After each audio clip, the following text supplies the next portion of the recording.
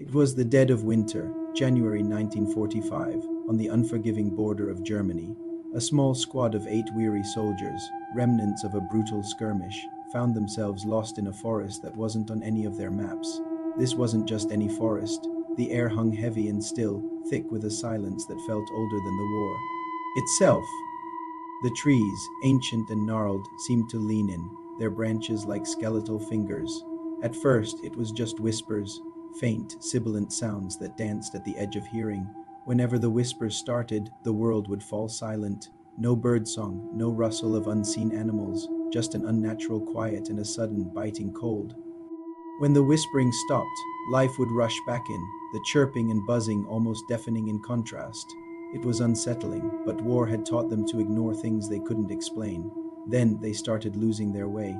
They'd mark a distinctively twisted oak to guide their path, only to find it gone hours later, replaced by an unfamiliar pine. Or worse, they'd find the same marked oak in a completely different part of the forest, miles from where it should have been. They blamed exhaustion, the disorienting landscape, anything but the impossible truth.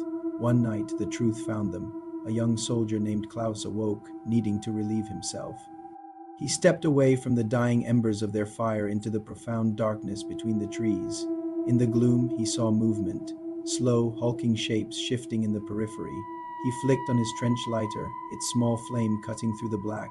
The movement stopped. He clicked it off, and the silent, lumbering dance resumed. He felt a tremor beneath his feet. The ground itself was moving, a slow, grinding shift. He looked down and saw the thick roots of the tree he was standing near coiling and uncoiling, dragging him slowly, silently, away from his sleeping comrades. In a panic, he clung to the rough bark as the tree carried him through the darkness. After what felt like an eternity, it stopped. He was alone, the camp nowhere in sight. Terrified and exhausted, he curled up at the base of the strange, mobile tree and fell into a fitful sleep. He awoke to the rumble of an engine. He was lying on the grassy shoulder of a paved road.